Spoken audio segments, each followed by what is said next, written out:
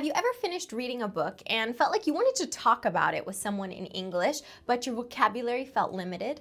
Well, today in this video, I'm going to share 7 advanced phrasal verbs with you that you can use to talk about reading and books in English. The first phrasal verb I want to share with you is read into. Read into. Now, let's imagine that you and your friend just finished reading the same book and you're talking about it together, and your friend says, I think the bluebird in the story represents freedom. You might respond and say something like, I think you're reading too much into that. I think you're reading too much into that. To read into something means to interpret a deeper meaning than what was actually intended. So in this case, you're telling your friend, oh, I think that bluebird wasn't meant to symbolize freedom. It was just a bluebird.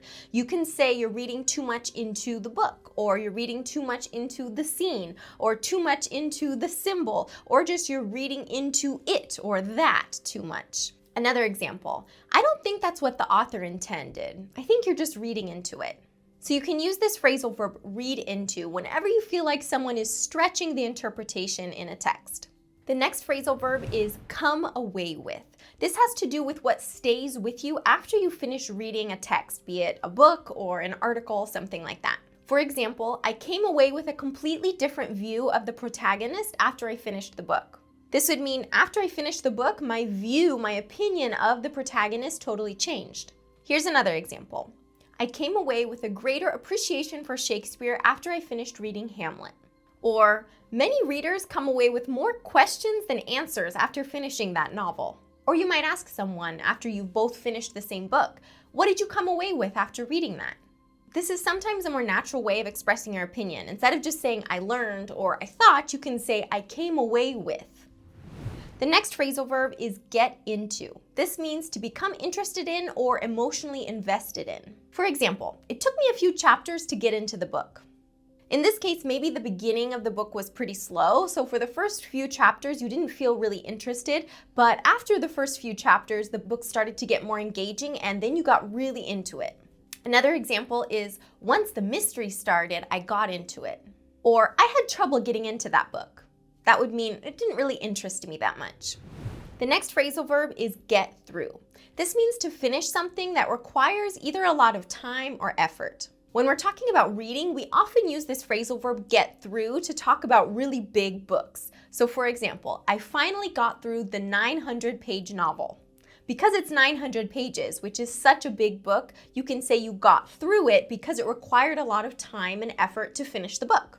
It doesn't always have to be a really long book though. It could be some type of difficult text. For example, Shakespeare's sonnets are pretty short compared to a novel, but they might be very difficult. So you could say, I had a hard time getting through that sonnet. The next phrasal verb is flip through.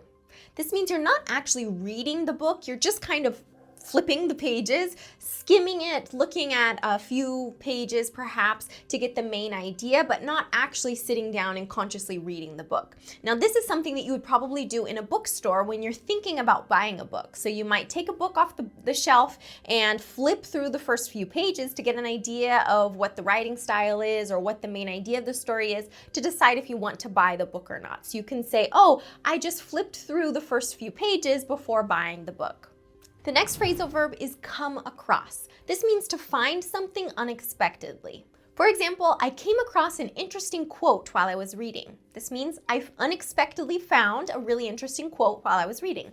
Or you could say, I came across an old bookmark in the novel.